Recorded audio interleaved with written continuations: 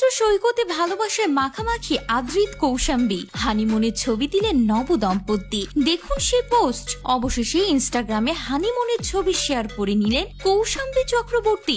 9 মে বিয়ের পিঁড়িতে বসেছিলেন তারা। বছর 2 আগে মিঠাই সিরিয়ালের সেটে যে প্রেমের শুরুয়াত হয়েছিল সেটা পায় পরিণতি। বিয়ের সপ্তাহ পেরোনোর আগেই হানিমুনে রওনা দিয়েছিলেন তারা। প্লেন থেকে ছবি শেয়ার করলেও গন্তব্য উল্লেখ করেননি, যদিও ছবি স্পষ্ট করে দিল সবটা।